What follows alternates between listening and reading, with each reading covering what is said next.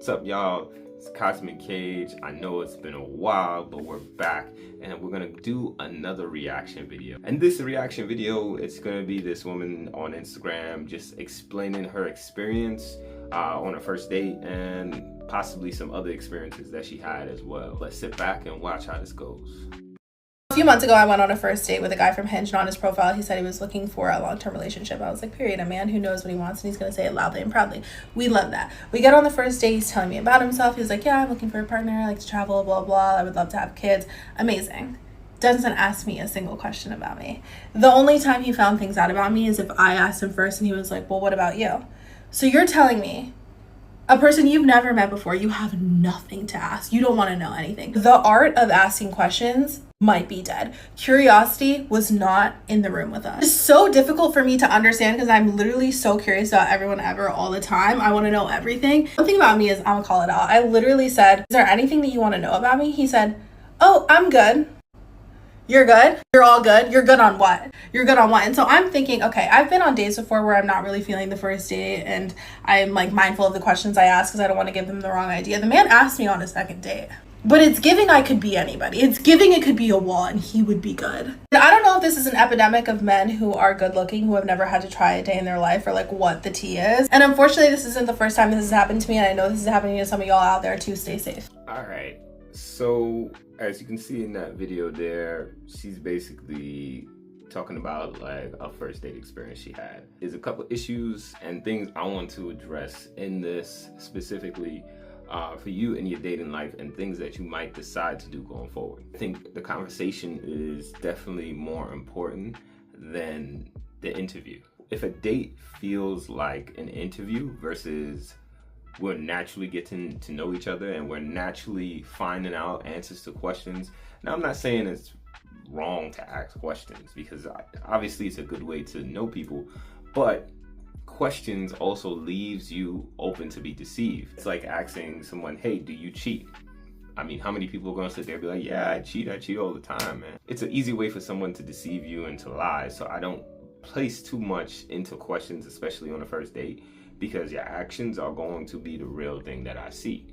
Now, with that being said, you know, naturally, if you're on a date and, you know, a question comes up and you ask it, that's cool. But I see it too often, especially from a lot of women who have been hurt in the past. They come to dates with like kind of like an interview mindset, and they kind of go through questions that they say, I need to ask you in order for this to continue this, or whatever the logic or reasoning is. And clearly I'm not going to put anything out there, but I don't think it's working because it's very easy to lie and say whatever answer you think that person needs to hear in order to get what you want out of the situation.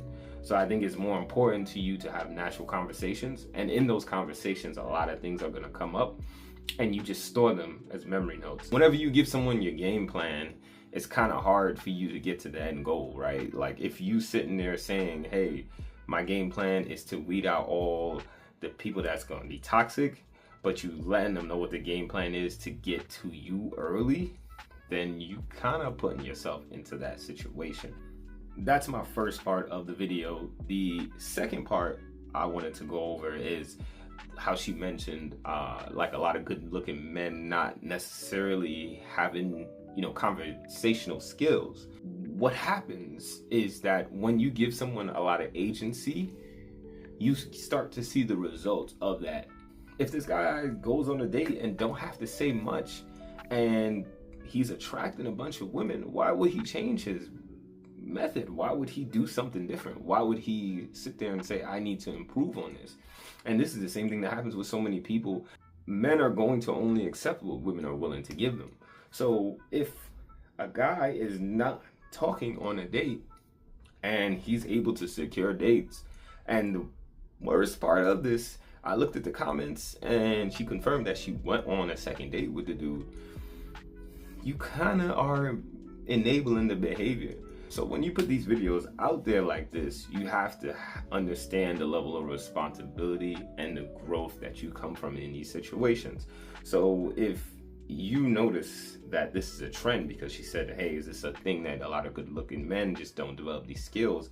It seems like you go for looks and you're not going for quality traits that will be tied to long-term relationships, because clearly from the beginning of the video you talked about wanting long-term relationships, but from what you are allowing access to you and what also you are accepting to continue to go on and on is not aligning with what you really need or what you want.